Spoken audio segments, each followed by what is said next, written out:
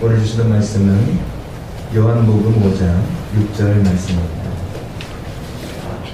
예수께서 그 누운 것을 보시고 병이 벌써 오래된 줄 아시고 이르시되 내가 낫고자 하느냐. 아멘. 예수님은 본질을 바꾸시는 분이십니다. 부분이 아니라 전체를 바꾸시는 분이시죠. 겉도 바꾸시지만 속도 다 바꾸시는 분이십니다. 오늘 우리가 함께 읽었던 이 말씀은 명절에 예수님께서 고향을 찾지 아니하시고 오히려 오래된 병자 한 사람을 찾아 그의 아픔을 고쳐주시는 그런 내용입니다.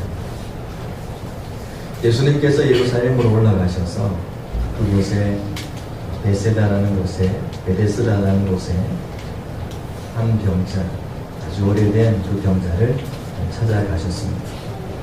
보통 명절에는 고향을 찾고 친지를 만나고 가족을 만나고 부모님들을 만납니다. 그런데 이스라엘은 명절이 되면 오히려 시골에서 고향에서 예루살렘으로 올라옵니다. 그리고 예루살렘 성전에 올라가서 그곳에서 하나님께 예배드리고 하나님께 감사의 예배를 드리게 됩니다. 그들을 보게 되면 성전 중심의 삶이었던 것을 알 수 있습니다. 하나님 중심의 삶, 교회 중심의 삶을 그들이 살아간 거죠.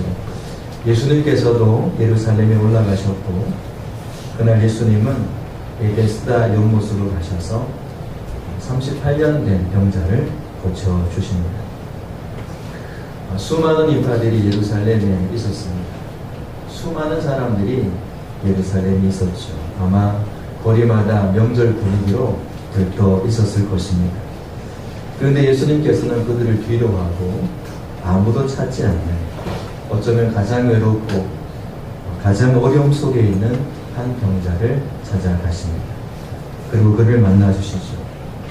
명절의 즐거움 그런 기쁨보다도 예수님의 사랑이 필요한 그 사람을 찾아가 그에게 주님의 사랑을 베푸시는 주님의 발길이 오늘 말씀에 기록되어 있습니다. 예수님이 찾아가신 곳 베데스다에는 수많은 병자들이 있었습니다. 그곳에는 명절은 상관이 없는 사람이었습니다. 오직 자신의 병이 빨리 치유되어야 된다는 그런 사람들로 가득 차 있었습니다. 그곳에는 많은 병자도 있었고 맹인도 있었고 다리 저는 사람, 혈기 많은 사람들이 그곳에 누워 있었습니다. 그곳에 모인 사람들의 유일한 목적은 자신들의 병이 빨리 낫는 것이었습니다. 이 베데스다라는 뜻은 은혜의 집, 자비의 집이라는 그런 뜻을 갖고 있습니다. 그런데 아이러니하게도 그 하나님의 자비나 하나님의 은혜를 구하는 것이 아니라 자신의 그 질병을 치료하기 위해서 그곳에 모였습니다. 그곳에 모인 이유는 질병을 치료하기 위한 것인데 거기에는 한 가지 전설이 있었기 때문에 그렇습니다. 그 전설의 내용은 그렇습니다. 베데스다 연못에 이렇게 물이 동할 때 물이 이렇게 움직일 때가 있는데 천사가 하늘에서 내려와서 그 베데스다 연못에 무슨 물을 이렇게 움직인다고 합니다.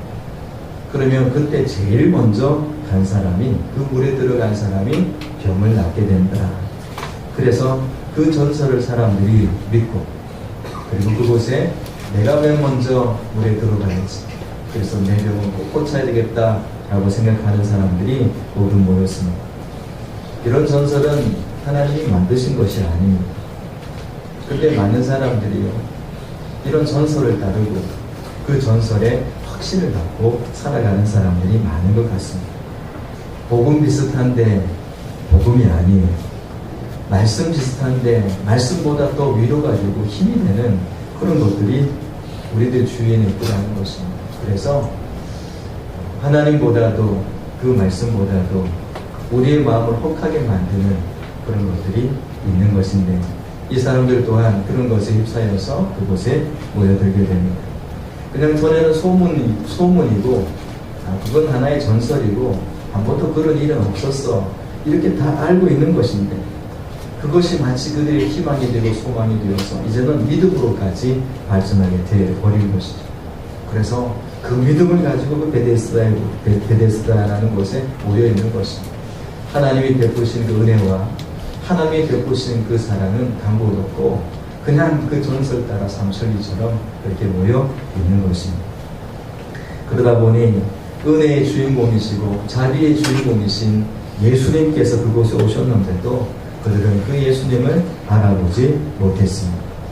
왜냐하면 온통 시선이 그곳에 머물러 있었기 때문에 그렇습니다. 언제 물이 터지나, 언제 그 물이 움직여서 내가 어떤 사람보다도 빨리 달려가서 내 병을 낫게 해야 될 텐데라는 그런 마음들이었던 것이죠. 그들도 알았을 것입니다. 수없이 많은 시간을 기다려왔지만 그런 시간들은 한 번도 없었고 그것이 헛된 희망인 줄 그들은 알았을 것입니다. 하지만 그렇지 않습니까? 그 희망, 헛된 줄 알지만 그거라도 붙들어야 내 삶이 살 것 같이 그렇게 살아가는 인생들이 되어버린 것이죠. 어떤 권사님 한 분이 너무너무 걱정을 하고 계셔서 권사님 걱정하지 마세요. 걱정 그만하세요. 하나님께 맡기세요. 그랬더니 그 권사님이 하시는 말씀, 목사님 걱정이라도 해야 살 것 같습니다. 그렇게 이야기했다고 하죠. 그 걱정하면 아무 소용없다는 걸 알지만 그 걱정이라도 붙들어야 내가 살 것 같지. 내 존재감을 느끼는 것처럼 그렇게 인생이 헛된 것을 쫓아 살아가요. 우리가 지금 붙들고 있는 이 세상의 모든 것, 그 모든 것들은 다 사라질 것들이잖아요. 물거품 것 같은 것들이에요. 그런데 그 세상의 것 다 두고 하나님 품으로 돌아간다는 걸 알지만 그거 하나도 붙들려고 왜 손이 두 개밖에 없냐고 하나님이 한 서너 개 정도 더 만들어 주시지 하면서 이것도 잡고 저것도 잡고 이것도 놓지 못하고 저것도 놓지 못하고 움켜잡고 이것이 언젠가는 물거품이라는 것을 알면서 그거 잡으려고 얼마나 많은 사람들이 살아가고 있는지 모르겠습니다. 그곳에는 경쟁력도 있었습니다. 다른 사람들보다 먼저 연못에 들어가야 된다는 거예요. 거기 병자들을 보니까요, 맹인도 있었고 다리 저는 사람들도 있었어요. 여러분, 눈이 보이지 않는 사람이 어떻게 맨 먼저 빨리 가겠어요? 다리 저는 사람이, 다리는 그래도 멀쩡한 사람들이 있을 것 아닙니까? 그들이 먼저 달려가지. 다리 저는 사람들은 빨리 들어갈 수가 없는 것이죠. 그럼에도 불구하고 사람들은 내가 먼저 들어가야 된다. 그래서 내 병만이 고쳐야 된다라고 생각하면서 어떻게 보면 이기적인 간절한 마음 같은 게 욕심의 마음, 보이지 않는 경쟁력이 그들 안에 있는 것을 보게 됩니다. 치열한 생존 경쟁 속에서 살아가는 이들의 모습을 우리가 보게 됩니다. 세상에 어떤 희망을 붙들게 되면 예수님이 보이지 않습니다. 영적 위기라는 것은 바로 그런 것이죠. 세상의 것은 보이고 정말 금방 내 손에 들어올 것 같은데 예수님이 보이지 않습니다. 목적은 보이고 목표도 보이고 뭔가 될 듯한 것들은 보이는데 그곳에 예수님이 보이지 않습니다. 그것이 위기입니다. 이 베데스다 이곳은 전체 위기가 가득 쌓이는 곳이라고 볼 수 있습니다. 육신의 질병은 그 다음의 문제, 정말 가져야 되는 것, 정말 바라봐야 되는 것, 정말 소유해야 되는 그 예수님은 보이지 않고 소유되지 않은 상태에서 세상의 것들만 구하는 그런 모습, 위기의 절정이라고 볼 수 있을 것입니다. 그 많은 병자 가운데서 예수님의 시선이 한 사람에게 고정이 됩니다. 그의 병은 38년 동안 계속된 병이었습니다. 예수님은 그에게로 걸음을 향하시죠. 그의 모습을 성경 말씀은 이렇게 기록되어 있습니다. 기록하고 있습니다. 거기 38배 된 병자가 있더라. 예수께서 그 누운 곳을 보시고 병이 벌써 오래된 줄 아시고 이르시되, 예수님께서 그에게 다가가시며 그의 모습을 보니까 병이 오래되었어요. 아픔이 오래되었어요. 힘듦이 오래되었어요. 고통이 오래되었어요. 예수님께서 그를 보셨어요. 보니까 누워 있었어요. 저 사람이 움직이지 못하는 것이고 오래된 병이었고 정말 힘든 병을 오랜 기간 동안 알아왔구나. 예수님께서 이렇게 바라보셨어요. 그리고 그의 모든 것들을 다 확인하신 거죠. 주님은 오늘도 우리를 이렇게 바라보십니다. 함께 바라보세요. 겉은 다 화장도 예쁘게 하고 머리도 빗어 넘겨 멋있게들 하고 오셨지만 한 주간 삶을 살아오면서 아니 수년 동안 내 마음에 담겨져 있는 것 같아요. 그 고통, 그 질병, 그 문제, 그것이 오래된 줄 아시고 주님은 우리를 바라보세요. 어쩌면 이 성경 말씀엔 나오지 않지만 그래 참 많이 힘들었겠구나, 참 많이 어려웠겠구나, 참 많이 외로웠겠구나. 이건 이제 예수님께서 그 영혼을 바라보면서 가지셨던 마음이죠. 오늘 우리에게도 예수님은 똑같이 그렇게 바라보시면서 우리의 마음을 헤아려 주고 계십니다. 우리의 형편과 처지를 헤아리고 계세요. 옆에 계신 분에게 주님의 마음이 되어서 한번 눌러주십시오. 성도님, 예수님께서 다 헤아리고 계십니다. 이렇게 인사할까요? 시작.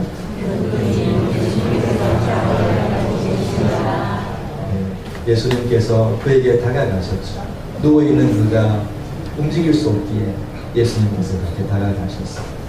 그리고 다가가시며 그를 주목해 보시고 참 힘든 인생을 살아오고 있구나, 참 고통스러운 일들이 많았겠구나. 그러면서 주님 마음에 저 사람 고쳐줘야 되겠다, 이 영혼 내가 살려내야 되겠다, 그 문제 풀어줘야 되겠다, 이런 마음을 가지신 것이죠. 그리고 예수님께서 그에게 질문을 하세요. 내가 낫고자 하느냐? 저 같으면 얼른 하면 할 것 같아요. 근데 이 질문이 얼마나 엉뚱한 질문인지 아시죠? 환자의 소망이 뭡니까? 낫는 거예요. 아픈 사람은 건강하게 되는 게 소원이에요. 근데 예수님께서 물어보는 거예요. 내가 낫고자 하느냐? 그래서 예수님은 좀 엉뚱하신 분이세요. 우리에게 다 하시면서 하나님 다 하시잖아요. 하나님 다 하시잖아요. 그것 때문에 오늘 저에게 찾아오셨잖아요. 당연한 것 아니에요. 그런데 예수님은 아니라 하세요. 네가 정말 낫고자 하느냐? 그 환자의 마음을 주님은 아세요. 38년 동안 그 정도 됐으면 그에게 희망이 있었겠습니까? 다 체념하고 포기하고 있었을 것입니다. 소망 자체가 그의 마음속에 아마 다 사라져버렸고 그렇게 포기한 상태가 그의 마음의 상태일 것입니다. 그런데도 불구하고 그가 그곳에 긴 세월 동안 그래도 누워있는 이유는 뭘까요? 그의 마음속에 꺼지지 않는 한 가닥 불씨가 남아 있었기 때문에. 어쩌면 예수님께서 내가 낫고자 하느냐라는 이 질문을 하신 것은 그는 이제 포기하고 체념하고 다 무너져 있고 희망이 끝이 나버렸지만 그래도 그 마음속에 내가 이 자리에 있는 것은 그래도 너의 마음속에 낫고자 하는 그 일말의 희망이 작은 불씨 하나가 아직도 있잖아요. 주님은 그것을 일깨워 주시기 위함인 줄 저는 믿습니다. 주님은 오늘 우리에게 그렇게 찾아오시는 거예요. 잃어버린 희망, 하나님께서 주신 그 마음의 소원함, 내 인생 이게 아닌데 하나님께서는 뭔가 나를 통해서 이루어 가실 것이야. 그런데 세월이 한 해, 두 해 지나다 보니까 이제는 아이고 나도 어쩔 수 없는 사람인가 봐 해버리는 그런 삶 가운데 주님은 찾아오시며 오래 깊어 희망이 없어져 버린 그의 마음을 회복시켜주고 계신 것을 봅니다. 주님은 어떤 분이십니까? 전설을 따라 사람들에게 뭔가 희망을 주면서 물을 막 일으켜가지고 그 베데스다에 물을 막 일으키는 또 어떤 그 쇼를 하시는 분이 아니세요. 그걸 통해서 치유하시는 분이 아니고 먼저 주님이 치유하신 것은 그 영혼, 그 마음이 병들어 있어요. 세상의 고통과 아픔이 너무 오랫동안 그 마음속에 들어와 있다 보니까 그 마음이 다 무너져 버렸어요. 체념해버린 마음의 상태가 되어버렸습니다. 그래서 주님은 그 마음의 샘을 일으키고 계신 것이죠. 그 마음의 중심을 일으키고 계신 것이에요. 절망하고 있는 그 영혼의 마음을 지금 확 붙들고 일어나야 돼. 일어나야 돼. 바로 그 질문이 내가 낫고자 하느냐라는 질문. 너의 마음을 내가 움직이겠다. 내 마음을 회복시켜주겠다. 너는 오랜 세월 주저앉아 있었지만 그 주저앉는 상태로 너의 인생이 끝나지 않을 것이다. 다시 내가 너를 일으키겠다. 라고 말씀하시는 주님의 열정을 그 질문 속에서 우리는 찾아볼 수 있습니다. 하나님은 우리가 그 고통 속에서 정말 벗어나길 원하느냐라고 묻고 계세요. 정말 그런 의지가 있느냐, 그런 마음이 있느냐. 해주시면 좋고요, 안 해줘도요, 지금까지 이렇게 살았는데요, 이렇게 하면서 그냥 살아갈 것입니다. 주님은 38년이나 되었지만, 그렇지만 그에게 그가 다시 회복될 그런 믿음을 갖고 있는, 그런 의지가 있는가를 재차 확인하신 것입니다. 이런 믿음과 의지가 없을 때는 되면 좋고 안 되면 좋고, 그러면서 세상을 따라 그냥 그렇게 흘러가는 인생이 되기 때문에 주님은 그렇게 믿고 계신 것이었습니다. 힘이 없고 낙심이 될 때가 있습니다. 여러분, 그럴 때 있죠. 힘이 없고 낙심이 될 때는 왜 그렇습니까? 우리가 낙심하고 힘이 다 빠졌다 하고 포기하는 것은요, 사실 그 힘을 주시고 소원을 주시는 하나님을 외면하는 것입니다.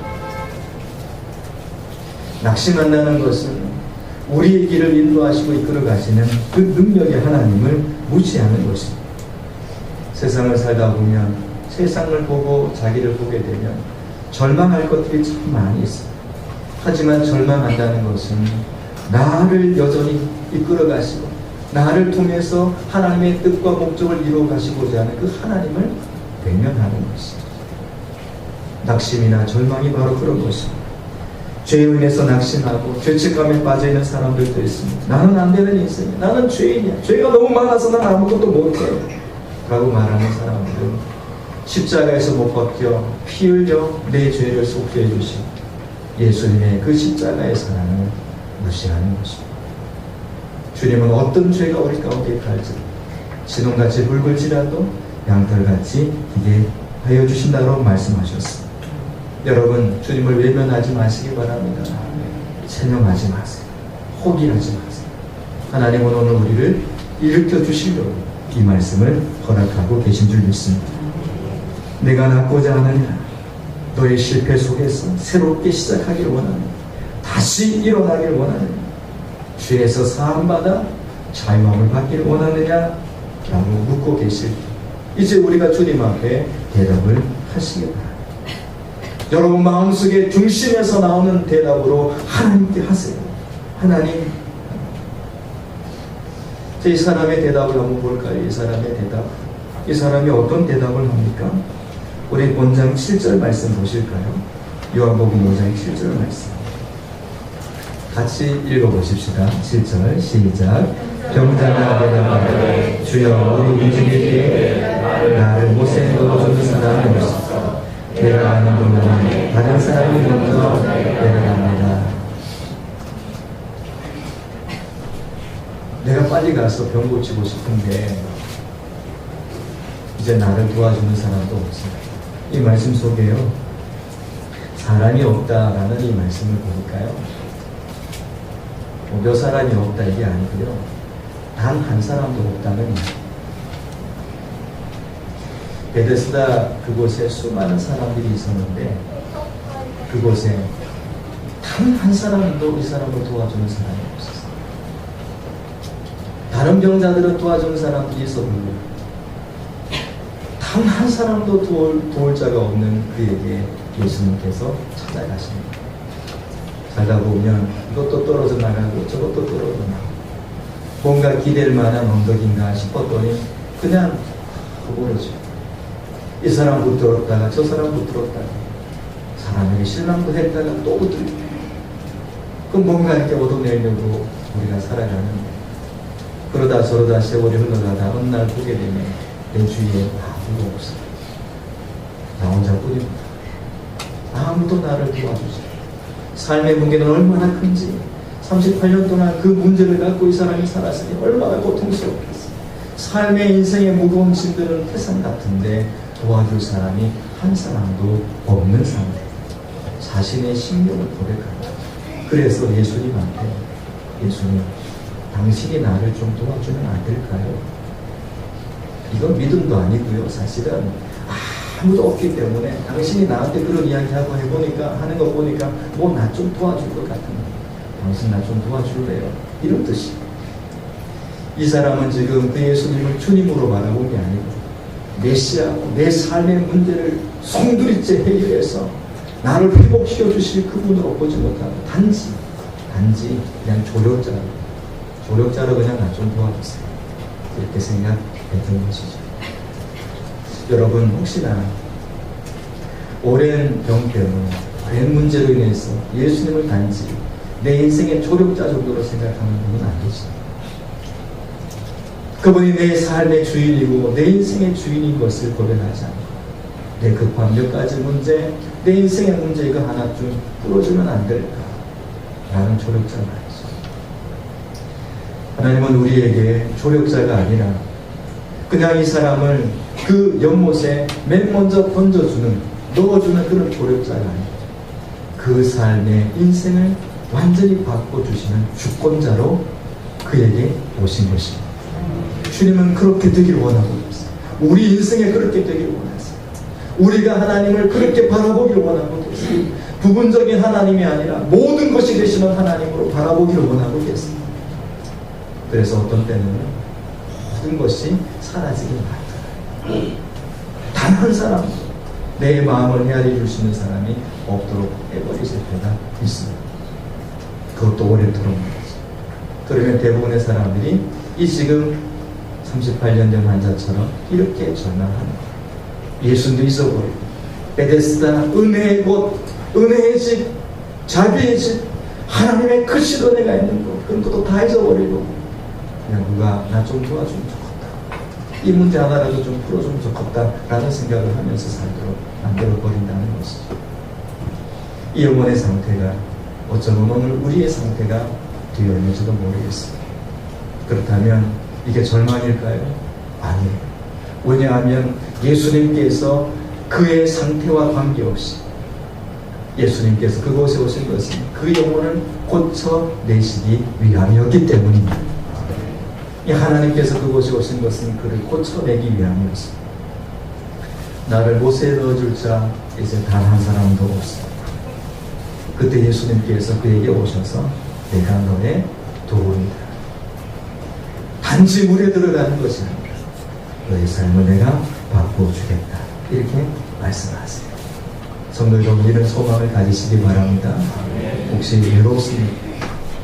고독하십니까? 절망하고 계십니까? 그 문제로 너무 고통당하고 계십니까? 주님께서 오늘 우리에게 오셨습니다. 그리고 내가 그걸 풀어주겠다라고 말씀하고 있습니다. 우리 같으면 얼른 낫게 해주세요 이런 믿음이 있는데 이 사람은 그런 믿음조차 없는 사람이었지만 예수님께서는 그에게 다가가셔서 그를 치유하셨습니다. 이제 이 사람의 입장에서 한번 볼까요? 이 사람이 이렇게 누워있는데요, 예수님이 젊은 사람이죠. 30대 초반이니까 젊은 한 청년이 와가지고 이렇게 오래 누워있는 자식한테 네가 낫고자 하느냐 이렇게 하는 거예요. 나이도 나보다 어린 것이 낫고자 하느냐 이렇게 하니까 속상하기도 하고 난 놀리냐, 오래 누워있었다고 내 지금 아무것도 없다고 나를 놀리냐, 이런 생각이 들었을지도 모르겠어요. 여러분, 어렵고 힘들 때가 되면 사람들이 하는 말이 우습게 안 들리고 상처로 다가가요. 힘듦이 있을 때 별말 아닐 때 내게는 얼마나 어려움과 고통으로 다가오는지 몰라요. 그런 마음이었을 것 같아요, 이 사람.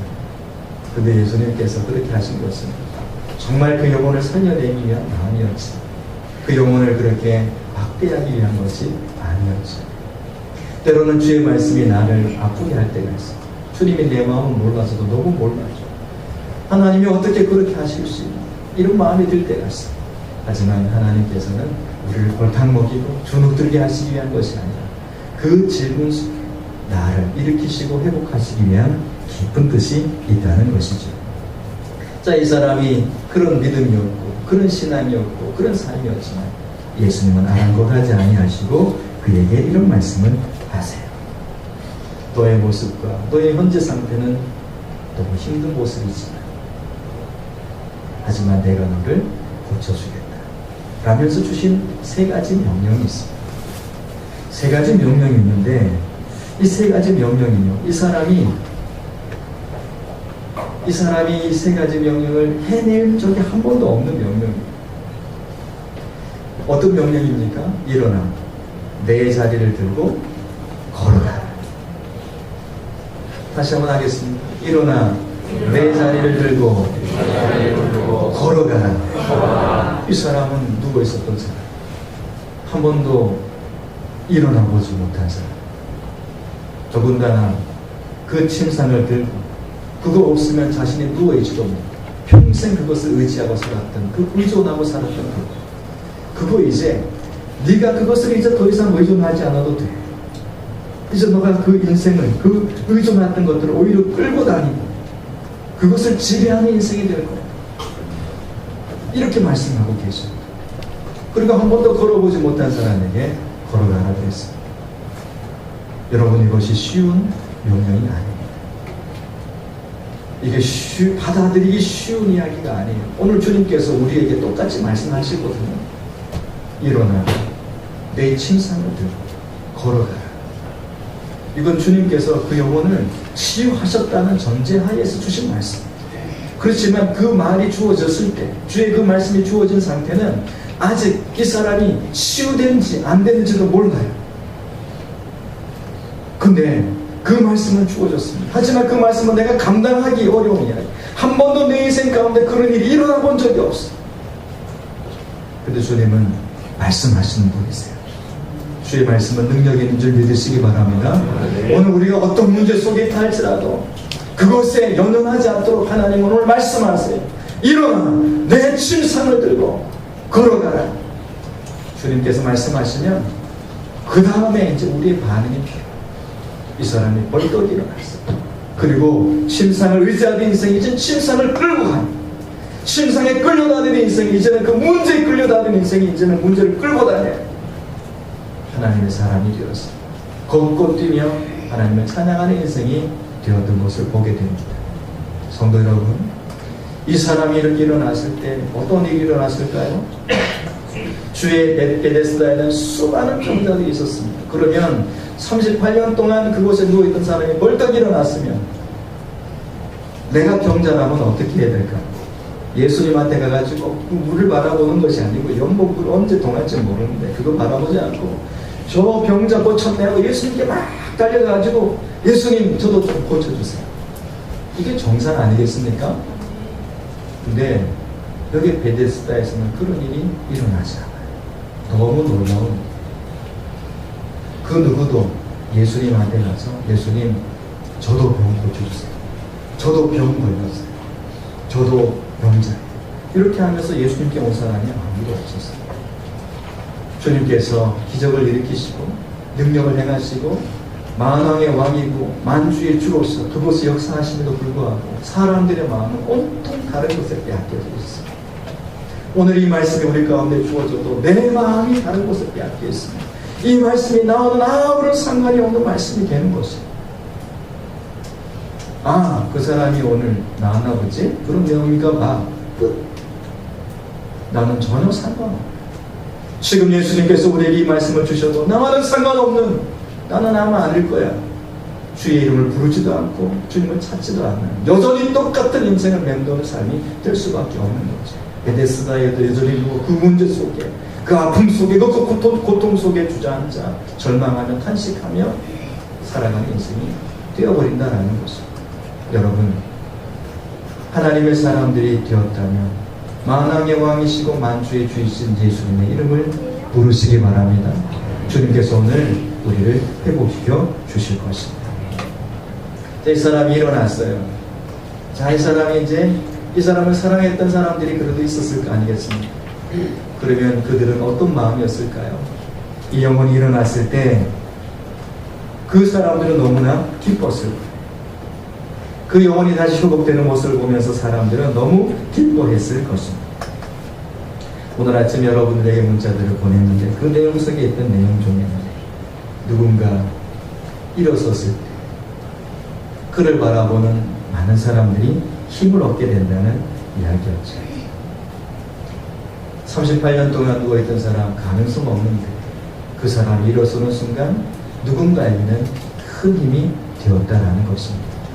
여러분들이 그 자리에 서서 일어서 있다면, 묵묵히 그 일들을 감당하고 있을 때 누군가에게는 큰 힘이 되고 있다는 사실을 잊지 마시기 바랍니다. 닉 부이치치라는 사람의 이야기를 우리가 지난번에 영상으로도 봤던 것 같습니다. 희귀병으로 팔 다리가 다 없어지게 되죠. 한쪽 다리만 이렇게 남게 됩니다. 그 한쪽 발도 발가락 2개 정도밖에 사용할 수 없는 사람이었죠. 누가 봐도 절망이었어요. 근데 그를 희망의 전도사라는 별명을 붙여주게 됩니다. 그래서 그는 다니는 곳마다 절망에 빠진 사람들을 회복시켜주고 희망을 주게 됩니다. 어린 시절 몇 번에 인생을 포기하려고 했던 그런 적도 있었다고 하죠. 하지만 부모님들이 그를 하나님의 사람으로 잘 양육하면서 그가 대학도 회계과를 공부하고 또 경영을 공부하고 그래서 그런 마인드를 갖고 또 어릴 적에는 15살 때 예수님을 그가 인격적으로 만났다고 합니다. 예수님을 만난 이후로 그는 믿음을 갖게 되었고 자기 자신을 바라보는 눈이 달라지게 되죠. 그리고 사람들을 바라보는 눈도 달라지게 되고 사건과 자신에게 당면한 일들을 해석하는 눈도 이제는 달라지게 되었습니다. 전에는 다 절망이었는데 예수님 안에서 소망을 갖게 되었죠. 그가 강의하는 내용 속에 여러분 기억이 나실 겁니다. 핀 마이크 꽂고 나와가지고 이렇게 발로 막 이렇게 하다가 갑자기 확 쓰러지지 않습니다. 그 사람들이 쓰러졌다고 다 쳐다보지 않아요. 그가 넘어진 상태에서 이런 이야기를 합니다. 여러분, 우리는 걸어가다가 이렇게 넘어지기도 합니다. 하지만 계속 이렇게 넘어져 있으면 안 됩니다. 결코 포기하지 마십시오. 다시 일어나세요. 나는 100번이라도 다시 시도할 것입니다. 그렇게 하고 나서 이 사람이 이렇게 머리를 먼저 이렇게 바닥에 대고 이렇게 하면서 겨우 막 이렇게 일어나잖아요. 그 몸부림하면서 일어나려고 하는 그 모습을 보면서 사람들이 막 어떤 학생이 막 눈물 돌리고 했던 거야. 그러면서 막 애처롭게 그를 바라보고 그가 일어나서 이런 이야기를 합니다. 하나님은 내게 특별한 능력을 주셨습니다. 넘어졌다가 일어서기만 해도 사람들이 감동을 받아요. 저도 일어서는데 여러분이 못 일어설 것이 어디 있겠습니까? 그는 일어서는 것만 해도 다른 사람에게 용기를 주게 된 것이죠. 일어설 수 없는 상황 속에서 누군가 일어설 때 주위의 사람들이 용기를 얻는 것이죠. 여러분들이 묵묵히 그 자리에 머물러 사명 감당하는 그걸 보면 누군가는 큰 힘을 얻고 있다라는 것입니다. 저의 이야기도 좀 나눌까요? 지나온 시간 동안 하나님께서 인도하신 것들을 생각해 봤어요. 성도 여러분, 이제 말씀을 마무리하도록 하겠습니다. 오늘 하나님은 우리에게 내가 낫고자 합니다 라고 말씀하셨어요. 이것은 모든 인생이 나아야 되는 문제가 있다는 이야기. 그런데 그것보다 더 중요한 것은 환경이 아니라 너의 마음이다 라고 말씀하시죠.